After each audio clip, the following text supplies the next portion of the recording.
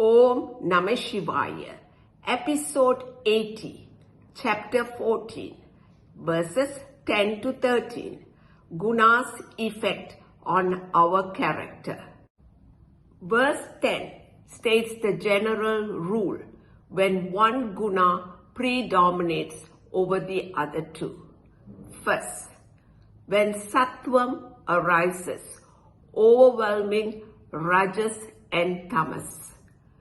Sattvam bhavanti, rajas tamascha abhibhuya.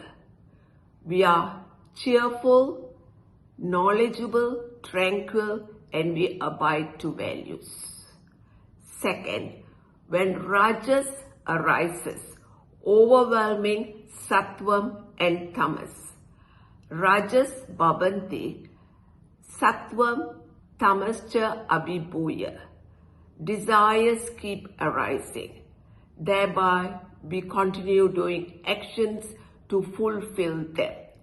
Our actions can be both righteous or unrighteous, thereby accumulating punyas and papas, which keeps us going on this endless cycle of birth and death.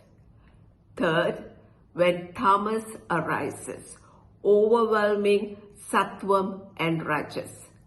Tamas bhavanti, sattvam rajascha abhibhuya. We are dull, apathy, and sleepy. From these effects, we can infer which guna predominates. Verses 11 to 13 teaches specific rules how to infer which guna predominates. Verse 11 teaches how to know the predominance of sattva is when a light and illumination, yada prakasha, is born in the sense organs of our body. Sarvadwareshu dehe asmin upajayate. Our sense organs, like our eyes, ears, etc., are referred as the gate of knowledge, where a thought arises in our physical body. This illumination is the light of awareness.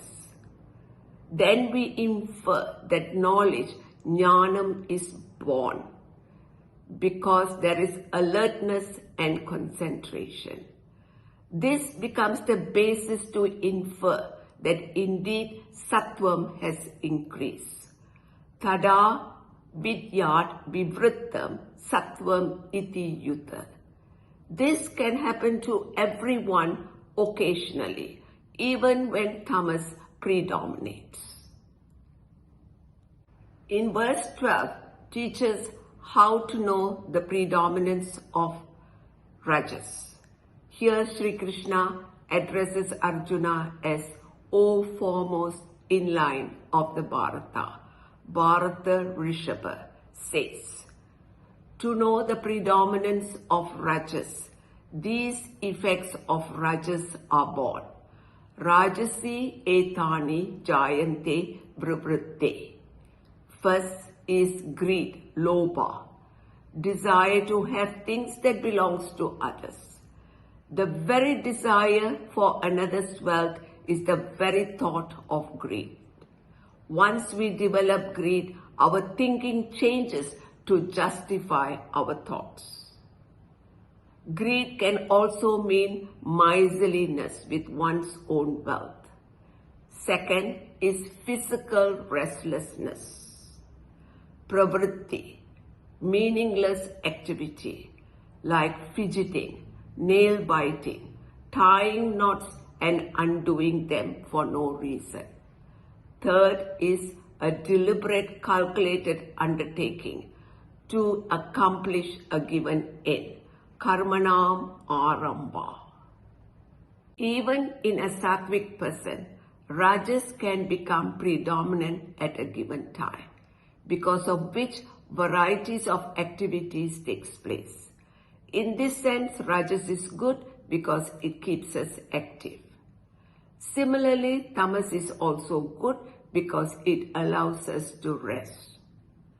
The difficulty arises when Rajas or Tamas predominates at the wrong time. Fourth, absence of tranquility or mental restlessness, asama, because we have no mastery over our mind and senses. But when it is creative restlessness to fulfill an ardent desire, it is good. And when it is sattvic creative restlessness, new ideas take shape and we create.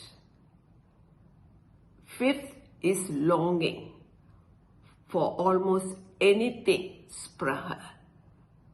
These are the indication that Rajas is predominant.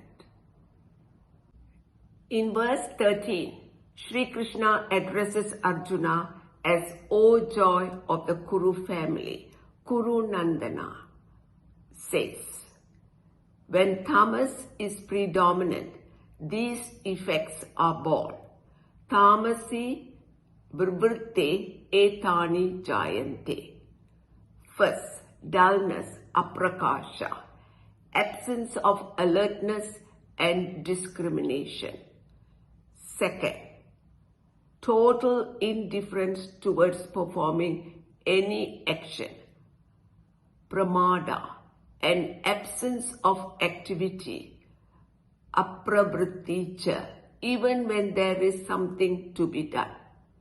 Whenever we find it is difficult to begin something, that means tamas is predominant. Third, moha, delusion. Either we are not capable of thinking with discriminative knowledge, or we draw erroneous conclusion when we do not want to do anything. Even the theory of karma will be used to justify our lack of activity. The theory of karma is meant to make us take responsible of what we did in the past and what we are doing now. It is not meant to justify our incapacity of doing what we are supposed to do. The Shastra goes on to say that we not only enjoy or suffer the effects of the guna in this life, but also in our future births. At verse 13, we shall take a break, and next Sri Krishna is going to speak about the effect of the gunas in our next birth. Please like, subscribe, and share these episodes with your friends and loved ones. So till then, Om Namah Shivaya.